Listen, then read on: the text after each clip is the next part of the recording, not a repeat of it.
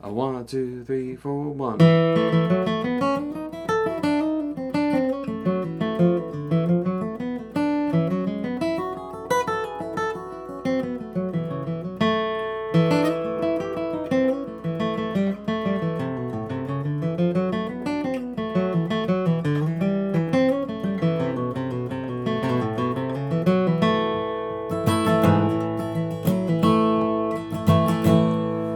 All right, just a little bit of Blue Ridge Cabin Home.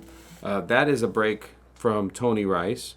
And I want to talk about music theory in terms of what music theory is to me, which is kind of looking at what somebody great played and trying to understand it in relation to chords and scales and stuff like that. So that's what it is to me. So I'm going to dive into this. I wrote it out in the tablature using MuseScore here.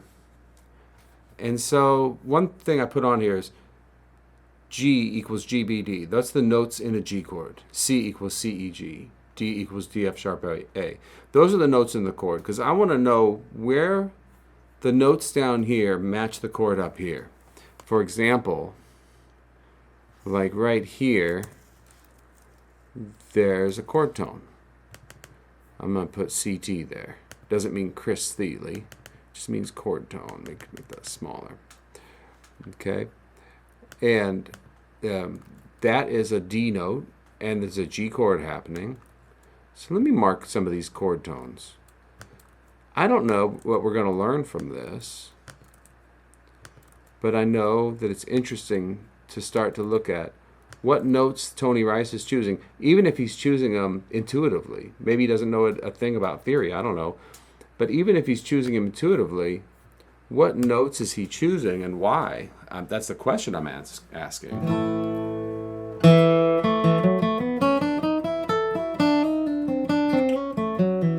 What is it about that lick that I like? I think it's that it's bluesy. I think I like it's a bluesy lick.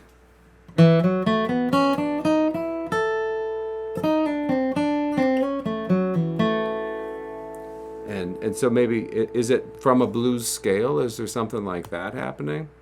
Well, let's keep looking at maybe some scales. I see a little scale fragment here. Well, I guess since I've studied some scales, I know that that's a pentatonic scale. So I'm going to write pentatonic scale. It's just a little scale fragment. It's not the full scale. You play a full scale in a solo, people can tell it's a full scale. It doesn't really sound right to my ears. Okay, this one is interesting. This little section here. It's a little chromatic section. You know, it starts on a chord tone, it ends on a chord tone. It starts on the third, it ends on the fifth. That's interesting. I like that sound.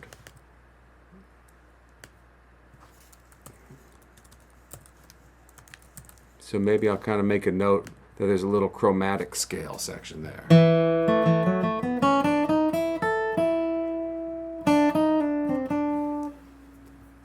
Now, this is interesting here.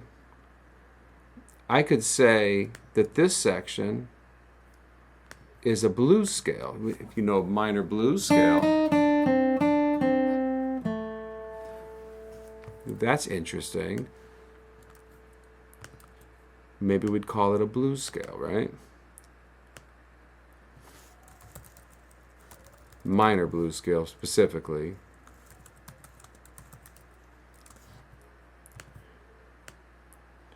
Right? But I'd start to look at this and I'd say, now this note here, okay, we start to identify them. Okay, that's the fourth. Let's start to identify them. There's the fourth.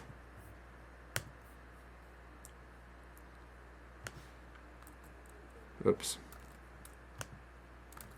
Put a couple of these in there because there's a couple fourths. Okay, then this one's a flat fifth. Well, flat fifth, I know, is a blue note. Here's a flat third. Again, I know that's a blue note, so that's how we're getting this blues sound. You know, there's another flat third. And it's interesting here how the flat third slides back into just the major chord tone. So, I mean, we could look at this a lot of different ways and say, oh, it's interesting how this blues sound is, how he's getting the blues sound through these blue notes. Flat fifth, flat third. Maybe we were saying it's a blues scale. You know, how he's sliding from the flat third up into the third, you know. And you might think, well, boy, this is too much. Why are we thinking about everything like this? Well, we're going to just play the song, but we think in slow motion, right? We think in slow motion because we're trying to learn something. So here's that little section again. Oops.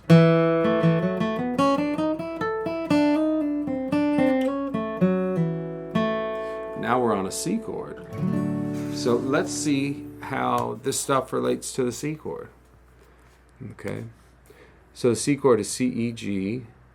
We'll look at chord tones again. There's a chord tone, there's a chord tone, there's one, there's one, there's one, there's one, and I'll come back to this in a minute. Okay, so here's C. And what note is this? Well, that's a flat third. Well, the flat third is a blues note, a blue note, right? And so in this case, it's a flat third of C, not of G.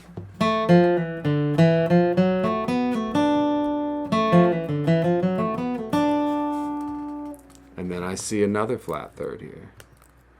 And that's a flat third that hammers on into the chord tone.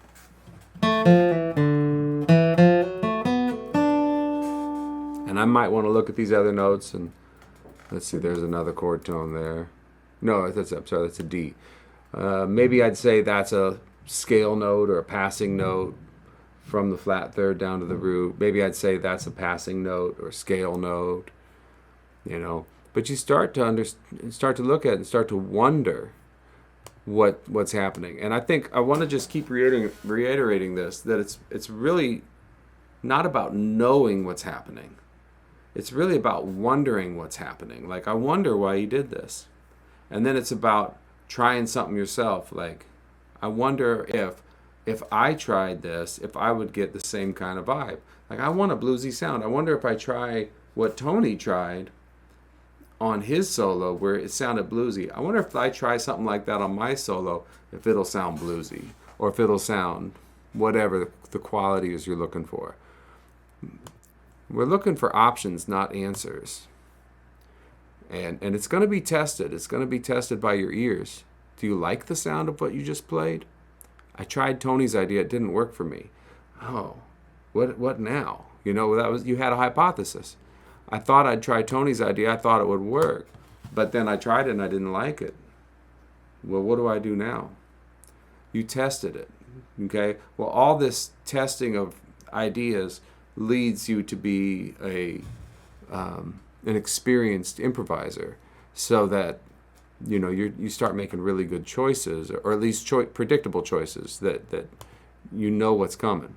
Okay, so now I'm going to look at this measure. Now here we have a C measure. You'd think that C measure goes from this line to this line, but what's interesting here is he actually starts a D scale. A D, I don't know what we'd call it, but is it a major scale or it's a D scale? Maybe it's a pentatonic scale. He actually doesn't give us enough information there to know for sure. But he starts a D scale in the C measure. Well, that's really interesting to me. We could say that, well, no, these notes, we're going to say what they are against the C chord. There is the second and the third and the sharp fourth and the sixth, because he's playing those notes and the band is playing C. Well, that sounds jazzy. Well, but is that really what's happening? The that's not what it sounds like to me. To me, it sounds like he's just starting the D scale before we get to the D chord.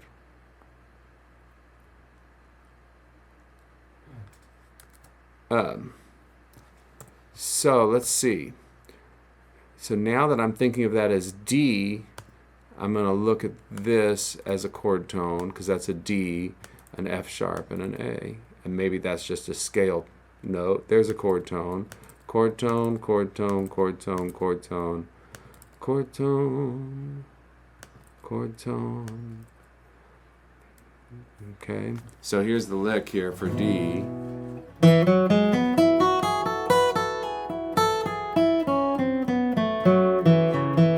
Oh, I switched to G somewhere in there. Let's at least go up to there. Okay, put that lick on camera.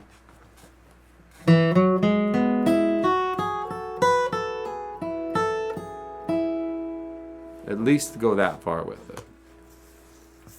All right. So I could pretty easily say, well, this is just a D scale. That's just a D scale through there. I think that's reasonable to say that. Okay. All the way from here, all the way to here. An interesting thing happens here, which is this note. Again, the D chord is happening. And you get that B flat note. So you start to think, well, in D, that's a sharp fifth. Is Tony Rice insinuating that there's a augmented chord at that point of the song? Or is maybe the same thing happening? Maybe he's starting a G scale right here, or starting a G, that maybe we'd say a G lick or something. Bluegrass players thinking licks a lot. Maybe he's starting a G lick right smack in the middle of the D chord, because it's leading into the chord. I don't know, right? But there, if I start to look at that as G information, then I start to say, well, that's a flatted third. And then maybe there's something.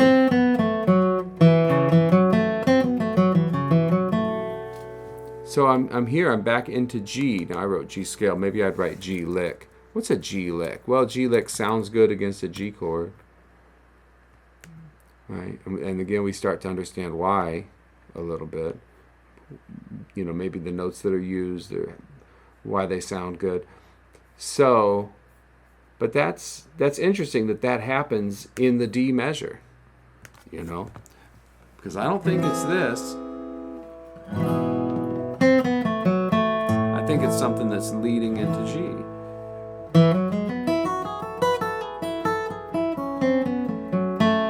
It just happens to get there early. But that's interesting, because you might think, well, there's something Tony Rice did. I watched him do it now twice in the solo. One, he got to the D chord early. And then two, he got to the G chord early. And you start to think, well, I wonder if I started early, like maybe a little bit before the chord, would that sound good? You know, so I like the way Tony sounds. Would it sound good if I did that? And that's something you can test, you know. So it's a theory. You've got a hypothesis now. Let's take it a little bit farther.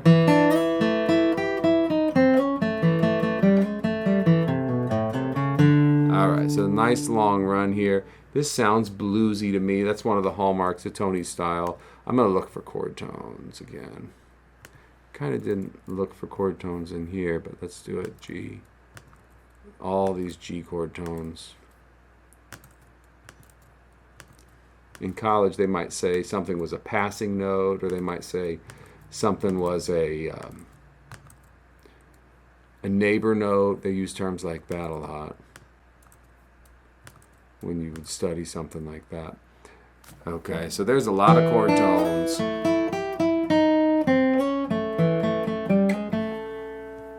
You know, I see a flat fifth here. I'm going to go get my little flat fifth symbol. I see a flat fifth here, Maybe that's a reason that it sounds bluesy to me. I see a flat third here. The flat third is followed, it just kind of slides up into the third. That happens a lot, by the way. The flat third slides right into the third. There's a flat seventh. A flat seventh is one of those, they call them the blue notes or the blues notes. So that kind of lends to say that's probably why that sounds good or sounds bluesy. I think this is interesting. It's just a little tiny piece of a chromatic scale, you know, from the seventh up to the root. Here we got some more of these things. Flat seventh has a bluesy sound. There's a flat third with a bluesy sound. Here the flat third, up here the flat third slid up, here the flat third drops down. Here the flat third is followed by a note up. So now we're in a C chord, okay? So let's see where we're at now, okay? We're doing good. Oops. 1, 2, 3, 4, 1.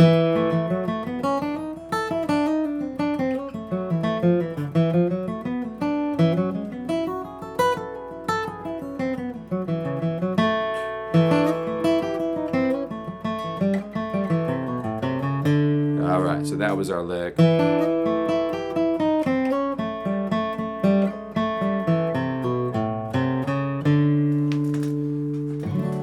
You start to think about why these things relate to the chords. So here's a C chord here I got going on, and I'm marking chord tones. There's a chord tone.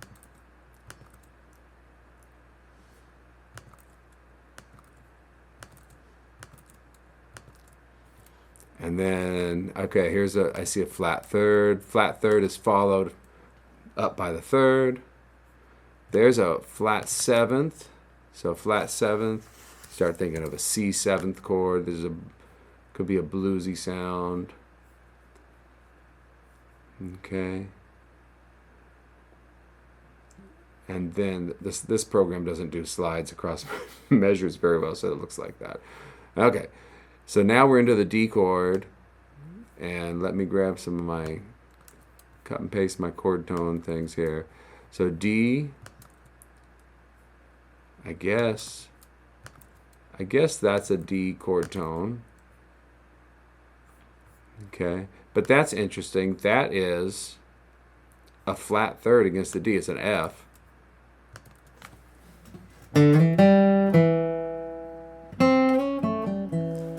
And then this is interesting because this is not, this you could make a case for this being D. This, to me, speaks more of G. That's a flat third in G. Going up, you know, not the flat third. Not the flat third in D. So it's interesting again. Here we've got a G lick happening over D. That's interesting. And as soon as we say that, you know, that's the flat third, that becomes a G chord tone operating over a D chord. That becomes a flat seven. I don't know. Sometimes I think these notes have dual citizenship. So maybe I won't even put that in there. Sometimes I think, okay, it's a flat seven over the G and it's a flat third over the D. To me, this reads as a flat third moving back to G. Rather than, what, like a sharp fifth, you know? But again, there's not always 100% answers about this stuff. I'm going to kind of finish this up. Now we got just a G run, and a G run without a last note. There's our last note. You know, and the G run, we see the flat third. We see the flat third moving into a chord tone. You know, that dual citizenship idea, I think about a lot. Like, what's this note against the D chord? What's this note against the G chord?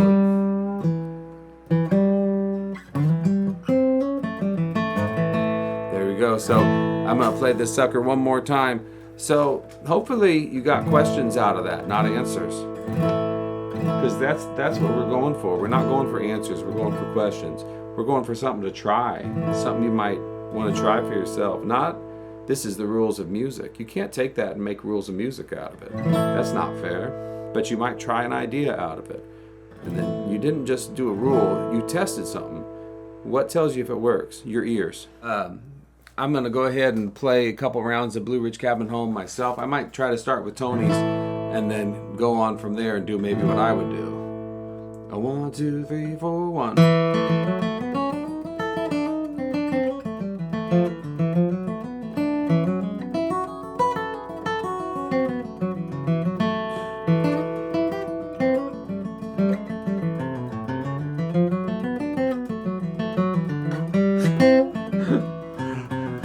There we go.